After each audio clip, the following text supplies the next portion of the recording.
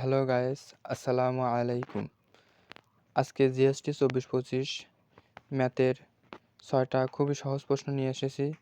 আজকে সমাধান করব, দেখা যাক। তো কথা না বাড়িয়ে আমরা চলে যাই। 1 নম্বর কি বলতেছে, 1, -√3 বিন্দুটির পোলার স্থানাঙ্ক কত?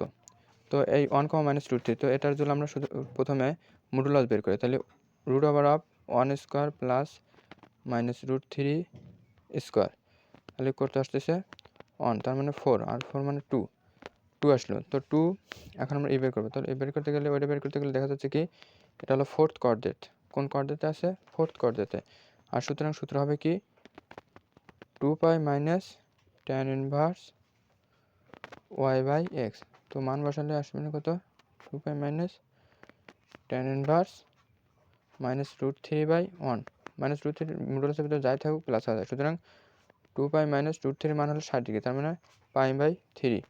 সমাধান করলে 3 3 দুগুণে 6, তার মানে 5π/3। তাহলে 2,5π/3 2,5π/3 কয় নম্বর আছে?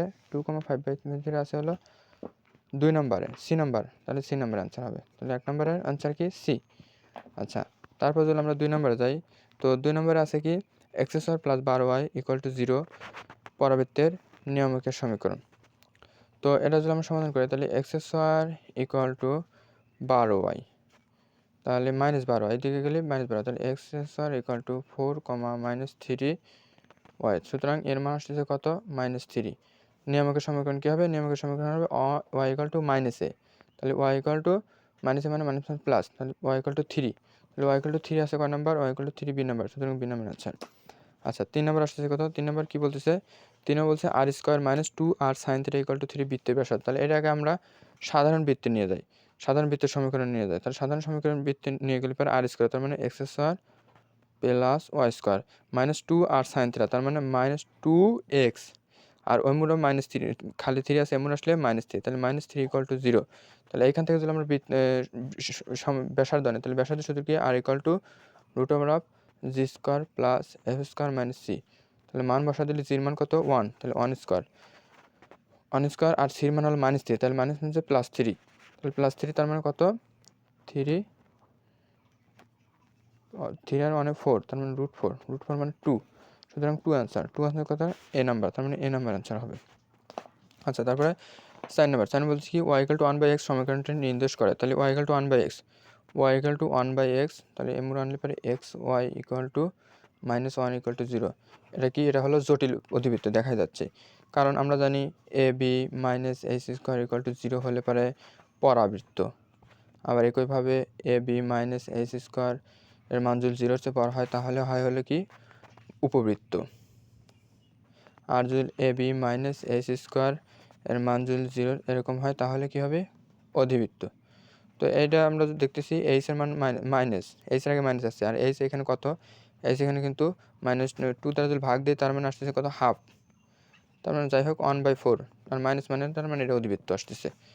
আচ্ছা, তারপর বলতেছে কি এটা যদি অধিবৃত্ত হয়, তার মানে অ্যান্সার হবে কত? C number.